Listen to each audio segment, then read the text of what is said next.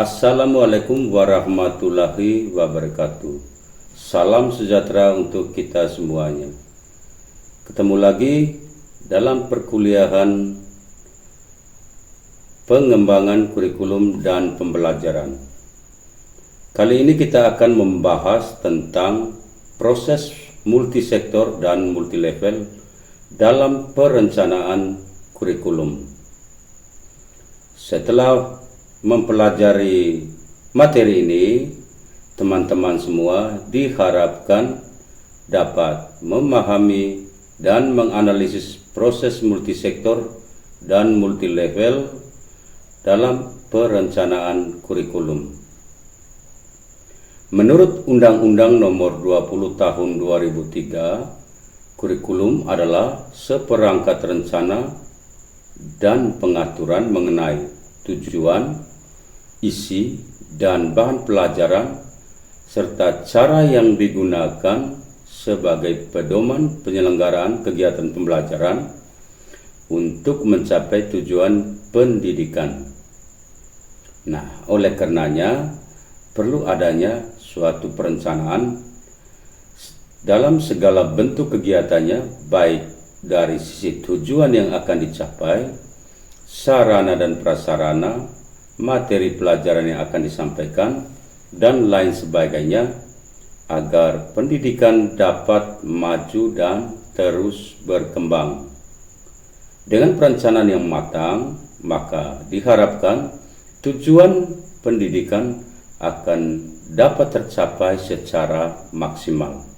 Perencanaan kurikulum merupakan tahap awal dalam proses pengembangan kurikulum. Perencanaan kurikulum adalah kegiatan yang kompleks yang melibatkan interaksi gagasan-gagasan dari bidang keilmuan dan disiplin terkait lainnya. Tujuan akhir dari perencanaan kurikulum adalah untuk menggambarkan atau mendeskripsikan ketersediaan pengalaman belajar yang tersedia bagi siswa. Muara dari perencanaan kurikulum adalah ketersediaan pengalaman belajar untuk membentuk peserta didik dengan kepribadian yang utuh, baik dari sisi kognisi, sisi afeksi, dan psikomotorik. Namun, dalam situasi pembelajaran apapun, perhatiannya tidak hanya dengan pada apa yang harus dipelajari siswa, dalam hal ini konten atau materi, tetapi juga bagaimana siswa mempelajarinya atau proses pembelajarannya. Nah, rencana kurikulum yang mendefinisikan konsep atau ide tanpa memperhatikan tindakan tidak akan lengkap, karena rencana pembelajaran pada akhirnya harus diimplementasikan. Dengan cara yang sama, rencana yang hanya menggambarkan tindakan tanpa mempertimbangkan tujuan yang jelas juga tidak lengkap, karena jika tidak, kegiatan belajar beresiko menjadi tanpa tujuan. Hubungan konten dan proses ini menekankan kebutuhan untuk mempertimbangkan kurikulum dan pembelajaran bukan sebagai entitas yang berbeda, melainkan sebagai konsep yang saling bergantung dalam proses perencanaan. Oleh karena itu, perencanaan kurikulum meliputi keputusan tentang konten atau isi atau materi pembelajaran dan juga proses pembelajaran. Ungkapan populer di awal 1900-an adalah bahwa perencanaan kurikulum merupakan hak prerogatif beberapa sarjana atau ahli, dan peran guru adalah untuk melaksanakan apa yang telah direncanakan. Karena kemajuan dalam berpikir sekarang dianggap bahwa perencanaan kurikulum bukan satu-satunya tanggung jawab atau hak istimewa dari satu kelompok ahli. Pada dasarnya, perencanaan kurikulum merupakan kerja tim. Dengan demikian, perencanaan kurikulum melibatkan banyak orang atau banyak kelompok dan level, serta merupakan proses yang berkelanjutan. Definisi operasional dari istilah perencanaan kurikulum merujuk pada proses berkelanjutan di mana orang-orang terlibat di berbagai tingkatan untuk membuat keputusan tentang yang pertama, tujuan pembelajaran. Yang kedua, bagaimana tujuan itu dapat dicapai melalui proses pembelajaran. Dan yang ketiga, apakah tujuan yang diidentifikasi dan proses pembelajaran yang dipilih sudah sesuai dan efektif. Menurut Saidi Harjo, perencanaan kurikulum adalah sebuah proses di mana para perencana mengambil bagian pada berbagai level pembuat keputusan mengenai tujuan pembelajaran yang seharusnya, bagaimana tujuan dapat direalisasikan melalui proses belajar mengajar, dan apakah tujuan tersebut memang tepat dan efektif. Menurut Rusman, perencanaan kurikulum adalah perencanaan kesempatan-kesempatan belajar. Kesempatan-kesempatan belajar yang dimaksudkan untuk membina siswa ke arah perubahan tingkah laku yang diinginkan dan menilai sampai mana perubahan-perubahan telah terjadi pada diri siswa. Perencanaan adalah proses penyusunan, penetapan, dan pemanfaatan sumber-sumber daya secara terpadu dan rasional agar kegiatan-kegiatan yang akan dilaksanakan dapat berjalan secara efektif dan efisien sesuai dengan tujuan yang diharapkan. Istilah lain yang terkait dengan perencanaan kurikulum adalah pengembangan kurikulum. Dan kedua istilah ini sering digunakan secara bergantian. Namun ada yang beranggapan bahwa kedua terminologi ini mewakili tahap yang berbeda. Perencanaan kurikulum adalah konsep yang menggambarkan kegiatan mulai dari identifikasi tujuan hingga deskripsi pengalaman untuk situasi pembelajaran tertentu. Pengembangan kurikulum adalah kegiatan yang terutama berkaitan dengan desain situasi belajar mengajar yang sebenarnya. Berdasarkan tujuan yang luas, pada tahap pengembangan mengidentifikasi cara untuk menerjemahkan tujuan tersebut ke dalam program pengalaman belajar yang terkoordinasi dan koheren. Pengembangan kurikulum pada dasarnya adalah proses menentukan pilihan alternatif yang ada. Sukmadi Nata mengemukakan bahwa pengembangan kurikulum adalah penyusunan kurikulum yang sama sekali baru, bisa juga menyempurnakan kurikulum yang telah ada, sehingga pengembangan kurikulum merupakan penyusunan seluruh perangkat kurikulum mulai dari dasar hingga pedoman pelaksanaannya, dan di sisi lain berkenaan dengan penjabaran kurikulum yang telah disusun oleh pusat menjadi rencana persiapan mengajar yang lebih khusus yang dikerjakan oleh guru, seperti penyusunan program tahunan, semester, satuan pelajaran, dan sebagainya. Namun istilah lain yang harus kita biasakan adalah pembelajaran. Istilah ini dikembangkan dari tujuan yang luas dan rencana kurikulum, serta berfokus pada pertanyaan-pertanyaan metodologis seperti teknik pengajaran dan pelaksanaan kegiatan, sumber daya dan alat evaluasi yang digunakan dalam situasi pengajaran atau pembelajaran khusus. Dengan demikian, perencanaan kurikulum adalah konsep generik yang mencakup pengembangan kurikulum dan desain pembelajaran menunjukkan kegiatan yang sangat spesifik yang berfokus pada metode pengajaran dan pembelajaran. Khamalik menjelaskan bahwa perencanaan kurikulum adalah suatu proses sosial yang kompleks dan menuntut berbagai jenis dan tingkatan pembuatan keputusan.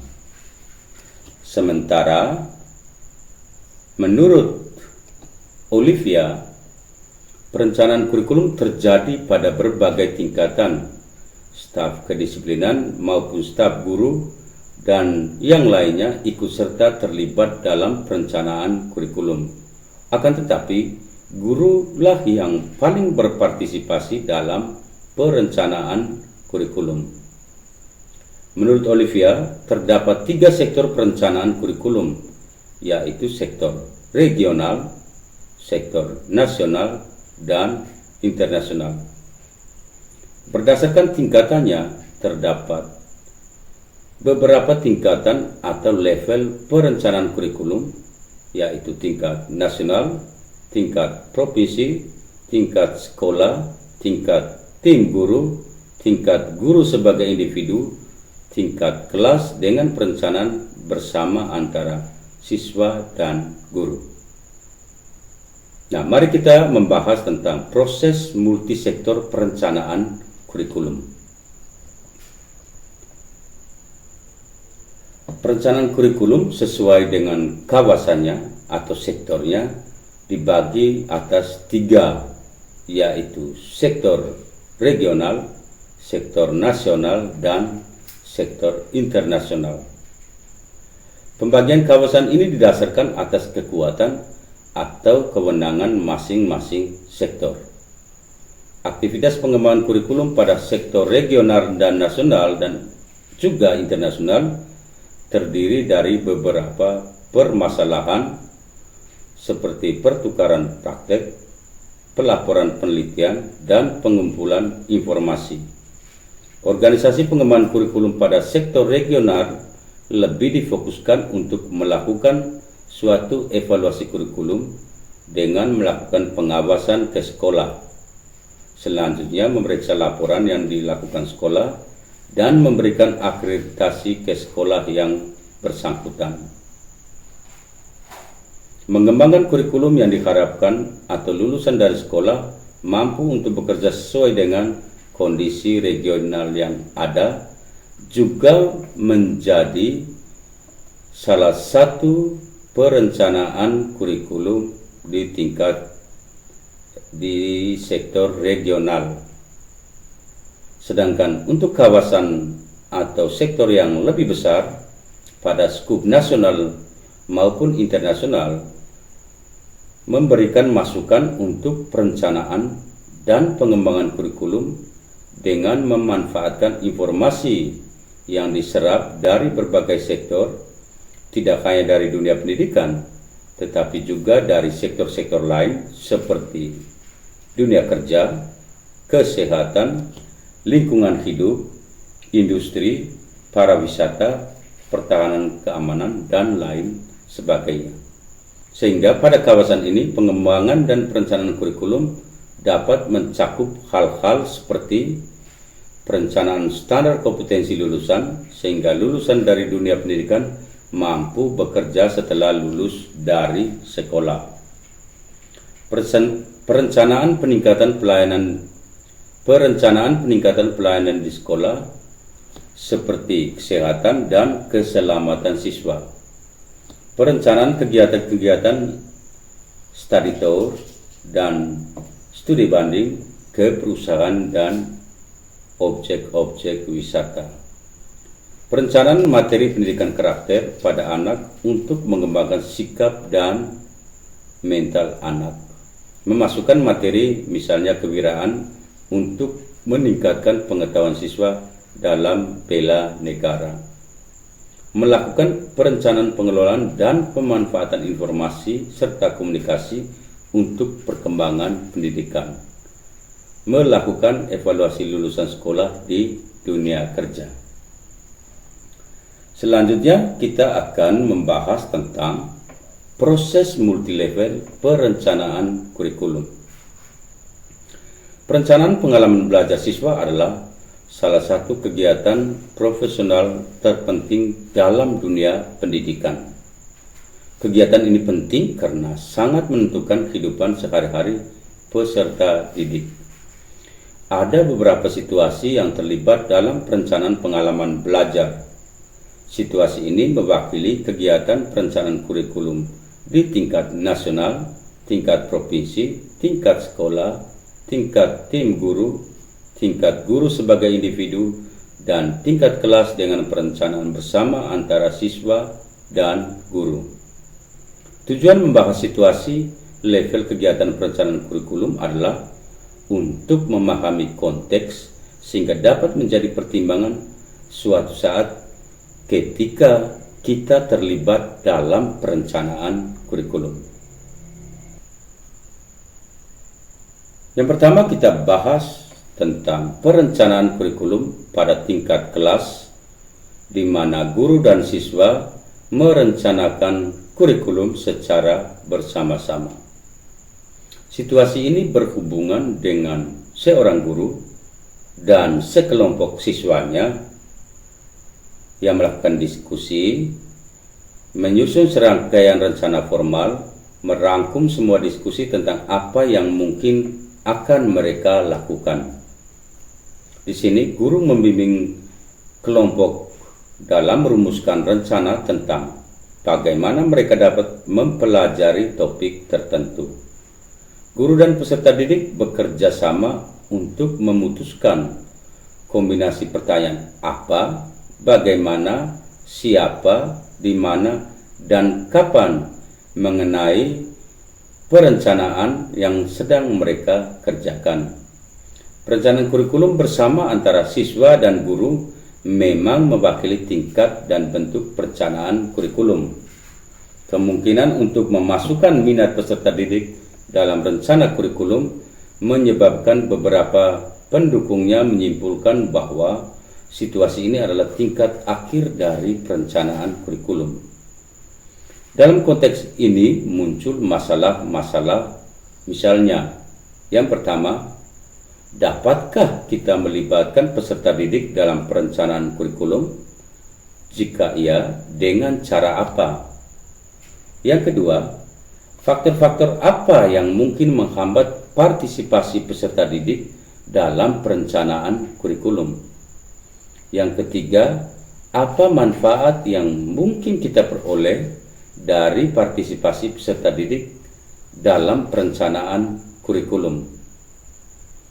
Yang keempat, haruskah peserta didik berperan dalam perencanaan kurikulum? Jika tidak, mengapa? Dan jika ya, perannya seperti apa?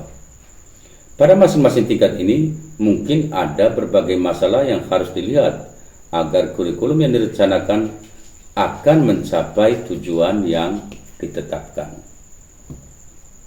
Yang kedua, perencanaan kurikulum pada level guru sebagai individu. Pada tingkat ini, seperti namanya, seorang guru membuat keputusan mengenai tujuan pembelajaran dan metodologi penyampaian isi pembelajaran. Guru perlu merencanakan berbagai kegiatan, menyiapkan sumber daya yang diperlukan, prosedur evaluasi yang akan digunakan, dan lain-lain. Guru perlu mengambil keputusan tentang fakta-fakta penting, prinsip-prinsip, konsep-konsep, dan hasil yang akan diberikan kepada peserta didik. Seringkali seorang guru mungkin harus mencari berbagai sumber untuk mencari gagasan-gagasan yang dapat diperolehnya dengan sebaik-baiknya. Gurulah yang pertama-tama harus memutuskan tentang tujuan pembelajaran, kemudian mengembangkan serangkaian rencana, baik harian, mingguan, atau bulanan, bahkan 6 bulanan atau tahunan.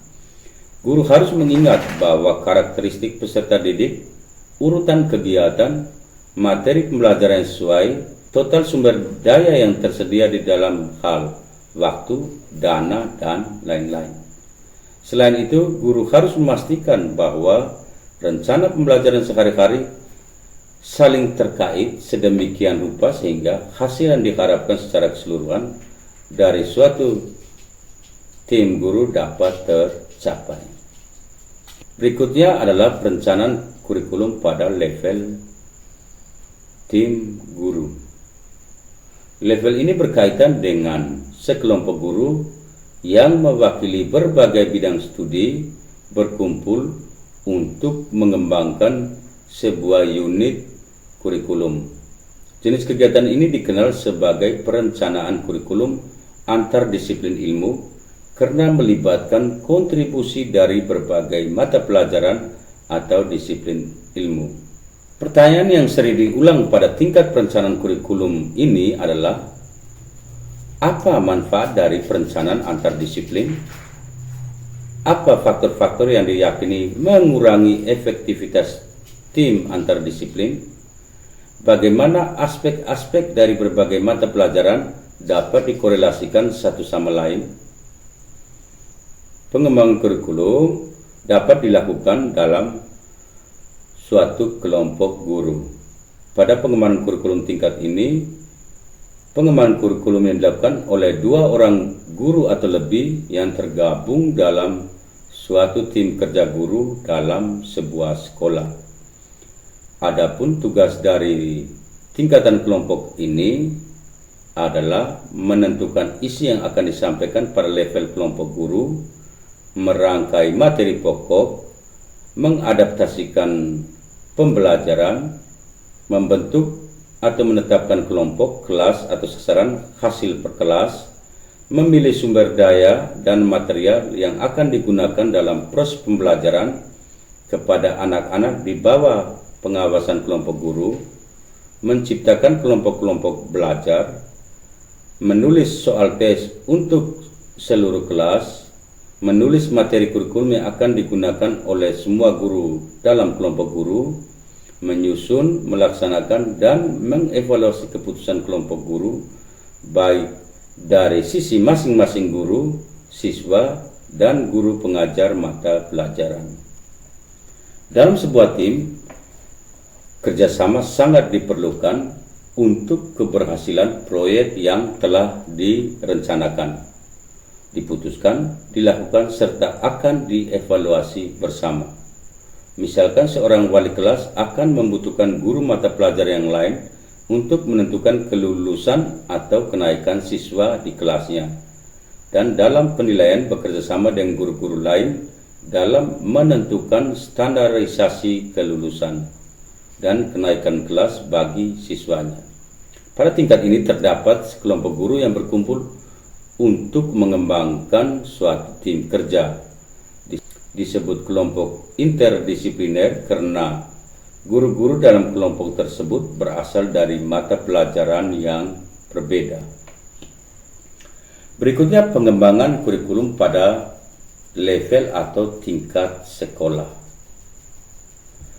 Perencanaan kurikulum pada level sekolah berhubungan dengan sekelompok orang tua, guru, administrator, konselor, dan siswa dari sekolah tertentu. Mereka seharusnya bekerja sama untuk mengembangkan kebijakan baru bagi sekolah. Kelompok ini bekerja atas dasar bahwa pengalaman pribadi dan sosial siswa sama-sama pentingnya dengan pengalaman-pengalaman yang dikumpulkan dari kegiatan-kegiatan akademik.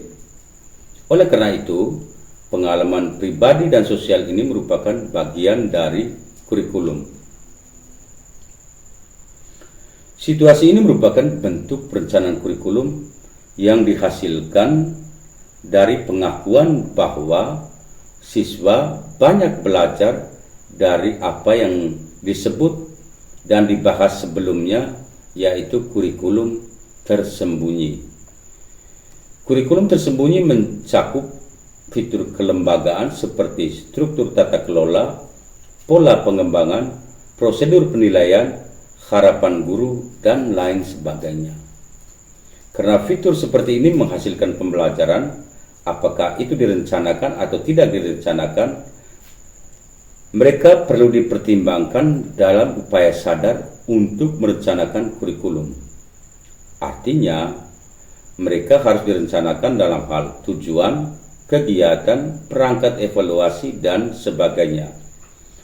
Oleh karena itu, masalah yang sering muncul dalam perencanaan kurikulum di level ini adalah, haruskah siswa dimasukkan dalam Dewan Kurikulum tingkat sekolah? Jika demikian, dalam kapasitasnya sebagai apa dan bagaimana memilih perwakilan siswa yang masuk dalam kelompok khusus yang merencanakan kurikulum sekolah? Lalu sejauh mana aspek kurikulum tersembunyi harus dipertimbangkan sebagai sumber pembelajaran bagi siswa? Berikutnya, perencanaan kurikulum di tingkat provinsi.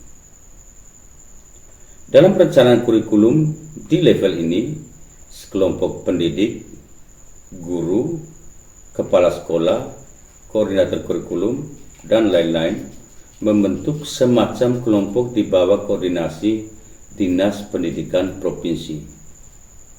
Tugas komite adalah untuk merekomendasikan apa yang seharusnya merupakan program tambahan di level provinsi selain standar kurikulum yang berlaku dan ditetapkan secara nasional. Program-program yang disusun disesuaikan dengan karakteristik peserta didik dan sarana-prasarana serta keluasan kewenangan yang ada dalam lingkup provinsi. Keberadaan guru yang ada di daerah sebagai sumber daya yang dikendalikan oleh pemerintah daerah adalah ujung tombak pelaksanaan kurikulum pendidikan di daerah. Oleh karena itu, guru juga harus dipersiapkan oleh pemerintah daerah dengan dukungan program dan pendanaan yang cukup. Yang menjadi isu penting perencanaan kurikulum di tingkat provinsi adalah, haruskah memberikan kebebasan kepada pemerintah daerah untuk mengubah program sesuai kebutuhan mereka? Akankah kebijakan kurikulum tingkat provinsi menjamin kualitas pendidikan di seluruh provinsi? Dan apakah kurikulum di tingkat provinsi mempengaruhi peran profesional seorang guru? Berikutnya adalah pengembangan kurikulum di tingkat nasional atau negara.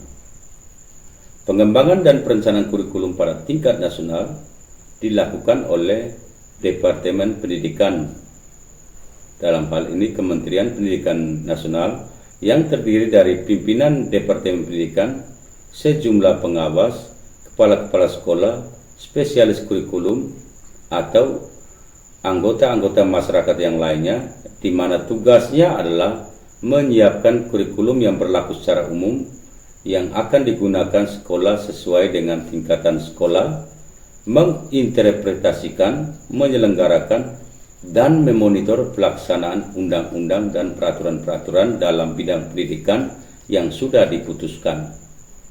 Perencanaan kurikulum di tingkat nasional dilaksanakan oleh Kementerian Pendidikan melibatkan para ahli dari berbagai disiplin ilmu, dari berbagai universitas, dan para pemangku kepentingan dalam bidang pendidikan.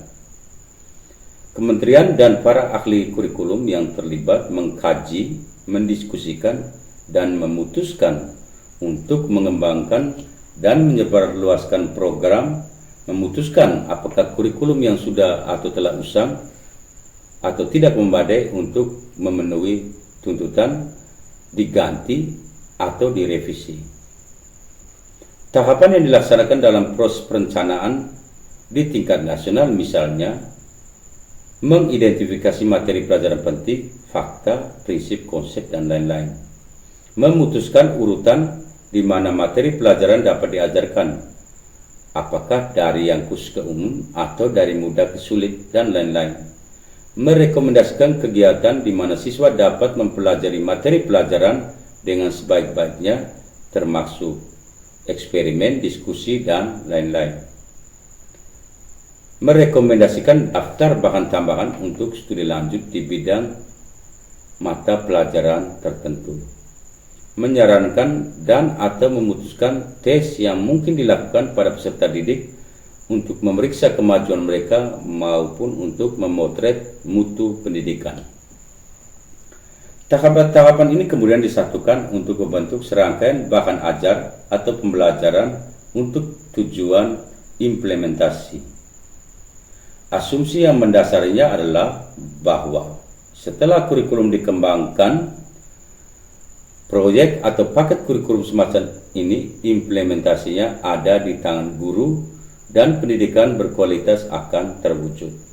Serangkaian isi dari komponen kurikulum yang telah disusun oleh para ahli ini seperti dipaksa untuk dilaksanakan oleh para guru karena diyakini bahwa guru dengan keterampilan atau pengetahuan yang kurang dari yang diinginkan akan bekerja dari rencana para ahli dan bahwa guru itu sendiri tidak harus berkontribusi pada konten kurikulum yang berlaku. Yang menjadi pertanyaan atas kurikulum yang disusun pada level nasional adalah, dapatkah proyek kurikulum tingkat nasional menjelaskan karakteristik peserta didik di lembaga-lembaga lokal di mana proyek-proyek tersebut seharusnya digunakan? Apakah para ahli bidang studi cukup berpengetahuan tentang peserta didik? Apakah identifikasi karakteristik dan rencana kurikulum memang untuk digunakan di semua sekolah? Apakah ahli bidang studi lebih siap daripada guru untuk mengembangkan rencana kurikulum di bidang spesialisasi mereka? Bagaimana perencanaan kurikulum tingkat nasional dapat mempengaruhi peran profesional guru? Apakah mungkin untuk mengembangkan rencana kurikulum akan berhasil bahkan ketika digunakan oleh guru yang relatif tidak terampil? Departemen Pendidikan juga mempunyai kewenangan dan peranan yang penting dalam menentukan suatu kebijakan pendidikan dengan mengembangkan pokok-pokok kurikulum, melakukan akreditasi dan memonitor program sekolah, mendistribusikan status sekolah, menyalurkan pembiayaan untuk peningkatan program sekolah, mengembangkan standar kompetensi dan kompetensi dasar, menugaskan konsultan pengawas ke sekolah-sekolah, dan melakukan evaluasi program sekolah. Sebagai akhir dari pembahasan tentang proses multilevel dan multisektor dalam perencanaan kurikulum ini, ada beberapa hal yang menjadi catatan atau benang merah dari pembahasan hari ini, yaitu bahwa pengembangan kurikulum dipersepsikan sebagai proses multilevel, multisektor, dan sebagai upaya kolaboratif. Perencanaan dan pengembangan kurikulum tidak hanya melibatkan pihak sekolah, namun potensi-potensi di luar sekolah juga mempengaruhi pengambilan keputusan kurikulum. Baik, demikianlah pembahasan kita tentang proses multilevel dan multisektor dalam perencanaan kurikulum hari ini. Mudah-mudahan pembahasan kita tentang materi ini bermanfaat buat teman-teman semuanya. Selamat